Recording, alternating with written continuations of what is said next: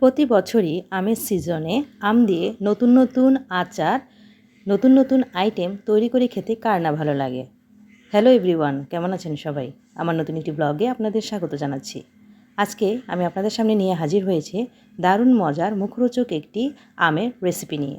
আশা করছি আমার আজকের রেসিপিটি আপনাদের ভালো লাগবে। আজকে যে রেসিপিটি তৈরি করব, এজন্য কোনো ধরনের তেল, রোদ অথবা ভিনেগারের প্রয়োজন নেই। ঝটপট ঝামেলাবিহীন 2 মিনিটের মধ্যে যখন তখন এই রেসিপিটি আপনারা তৈরি করে খেয়ে নিতে পারেন এবং একবার তৈরি করলে এর স্বাদ যে নেবেন সে বারবার এই রেসিপিটি তৈরি করে খেতে চাইবেন। এটি এতটাই মজার হয়ে থাকে। তো চলুন শুরু করা যাক আজকের রেসিপি। এই রেসিপিটি তৈরি করতে আমার এখানে লাগবে 3টি মাঝারি সাইজের কাঁচা আম। এই আমগুলোকে আমি ভালোভাবে ধুয়ে পরিষ্কার করে শুকিয়ে নিয়েছি। চেষ্টা করবেন এই রেসিপিটি তৈরি করার ক্ষেত্রে কোনো ধরনের পানির ছোঁয়া যেন না লাগে। এই 3টি আমকে এখন আমি ভালোভাবে চামড়া ছিলে নিচ্ছি।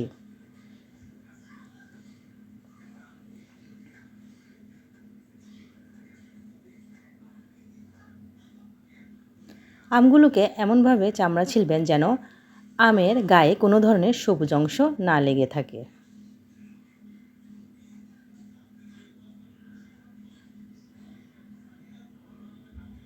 আজকে আমি যে রেসিপিটি তৈরি করব তার নাম হচ্ছে আমের কাসুন্দা রেসিপি। আমার আমের গায়ের চামড়া ছেলা হয়ে গেছে। এখন এগুলোকে আমি কুচি কুচি করে কেটে নিব, যেমনটা আমরা আলু ভাজির জন্য কেটে নিই। দেখতে পাচ্ছেন এগুলোকে আমি কিভাবে কেটে নিয়েছি এবং এগুলোর সাথে এখন আমি কিছু মশলা অ্যাড করব। প্রথমেই এগুলোর সাথে দিয়ে দিচ্ছি লবণ 1 টেবিল চামচ পরিমাণে। আমার এখানে প্রায় আম 2 কাপের মতো হয়েছে, তাই আমি এখানে 1 টেবিল চামচ পরিমাণে লবণ দিয়ে দিলাম। সাথে দিয়ে দিচ্ছি হলুদের গুঁড়া 1/2 টেবিল চামচ পরিমাণে।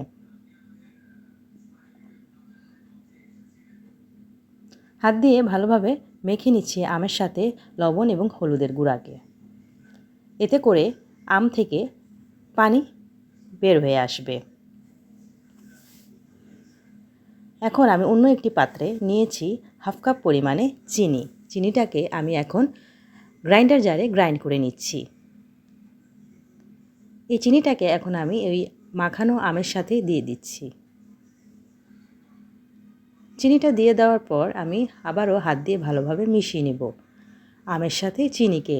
এ পর্যায়ে আমের গায়ের যে পানিটা বের হয়ে এসেছে এটা অনেকটা ভারী হয়ে মধুর মতো হয়ে যাবে এবং এ পর্যায়ে এই আমটা নরম হয়ে আসবে। আমটাকে মাখিয়ে আমি রেস্টে রাখবো 10 মিনিটের মতো। ওইদিকে আমি আমের জন্য অন্য একটি মশলা তৈরি করে নিচ্ছি।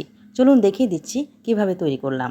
এখানে একটি পাত্রে আমি নিয়েছি 1 টেবিল চামচ পরিমাণে আস্ত জিরা, 1/2 টেবিল চামচ পরিমাণে মৌরি, 1/2 টেবিল চামচ পরিমাণে মেথি এবং 1/2 টেবিল চামচ পরিমাণে ধনিয়া। এগুলোকে এখন আমি চুলাতে একটু হালকা টেলে নিচ্ছি। চুলার আঁচ মিডিয়াম টু লো হিটে রেখে এগুলোকে আমি এখন হালকাভাবে ভেজে নিচ্ছি প্রায় 2-3 মিনিটের মতো। 2-3 মিনিট পর এগুলোকে চুলা থেকে নামিয়ে নিয়েছি। তারপরে গ্রাইন্ডার জারে গ্রাইন্ড করছি ঠান্ডা হওয়ার পর্যন্ত। ঠান্ডা হওয়ার পর গ্রাইন্ড করে গুঁড়া করে নিয়েছি। ওইদিকে আমার মাখানো আম থেকে অলরেডি পানি ছেড়ে এসেছে এবং আমগুলো নরম হয়ে এসেছে। এখন এগুলোকে আমি রান্না করার জন্য চুলাতে নিয়ে যাচ্ছি। চুলাতে একটি পাত্রে একদম শুকনা করে নেবেন। দেখতে পাচ্ছেন আমার পাত্রটির মধ্যে কোনো পানি, তেল কিছুই নেই। এই পাত্রটির মধ্যে এখন আমি মাখানো আমগুলো আমের পানিসহ ঢেলে দিয়েছি। আমের থেকে যে পানিটা বের হয়েছে এটি সহ আমি আমগুলোকে চুলাতে বসিয়ে দিয়েছি। এখন মিডিয়াম হিটে এগুলোকে আমি জাল দিব। দেখতে পাচ্ছেন অলরেডি বলক চলে এসেছে। এখন আমি নেড়ে চেড়ে নেব প্রায় 4-5 মিনিট আমের পানি শুকিয়ে আসা পর্যন্ত। এ পর্যায়ে আমগুলো প্রায় গলে আসবে, কিন্তু পুরোপুরি আমি এগুলোকে গলাবো না, কিছুটা আস্তে আস্তে রাখবো। এই আমের কাসুন্দা রেসিপি তৈরি করব আজকে আমি একদম ট্রেডিশনাল ওয়েতে। এখন আমি দিয়ে দিচ্ছি আগে থেকে ভেজে রাখা মশলাটি 1 টেবিল চামচ পরিমাণে। দিয়ে দিলাম গুঁড়া মরিচের গুঁড়া 1/2 টেবিল চামচ পরিমাণে এবং কাশ্মীরি রেড চিলি 1/2 টেবিল চামচ পরিমাণে। সবগুলো মশলার সাথে আমি আমটাকে ভালোভাবে মিশিয়ে নিচ্ছি। দেখতেই পাচ্ছেন আমগুলোর পানি অলরেডি শুকিয়ে এসেছে এবং কড়াইয়ের গা মাখা মাখা হয়ে এসেছে, কড়াই থেকে অলরেডি ছেড়ে আসছে। এভাবে নেড়ে চেড়ে আমি চুলা থেকে নামিয়ে নিচ্ছি। আমি গুঁড়া মশলাগুলো দেওয়ার আগেই চুলাটা বন্ধ করে নিয়েছি, আপনারাও চেষ্টা করবেন বন্ধ করে নিতে। এখন আমি একটি পরিবেশন পাত্রে এগুলো পরিবেশন করে নিচ্ছি। আমগুলো ঠান্ডা হলে এয়ারটাইট বক্সে ভরে রাখবো। ব্যাস তৈরি হয়ে গেল আমার দারুণ স্বাদের সুস্বাদু মজাদার আমের কাসুন্দা রেসিপি। অত্যন্ত সহজ ইউনিক এই রেসিপিটি আশা করি আপনাদের ভালো লেগেছে। এই রেসিপিটি আপনারা চাইলে পরোটা, রুটি, খিচুড়ি, লুচি অথবা পোলাও যে কোনো কিছুর সাথে খুব সহজে সুন্দরভাবে খেয়ে নিতে পারবেন এবং অনেক টেস্ট হয়ে থাকে এই রেসিপিটি। একবার তৈরি করে সারা বছর সংরক্ষণ করে খেতে পারেন এই রেসিপিটি একবার বানিয়ে খেয়ে দেখবেন। আমি অবশ্যই বলতে পারি আপনাদের অনেক ভালো লাগবে।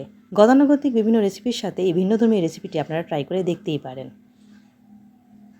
আশা করছি আমার আজকের এই রেসিপিটি আপনাদের ভালো লেগেছে। খুব দ্রুত সহজে হয়ে যায় এই মুখরোচক রেসিপি।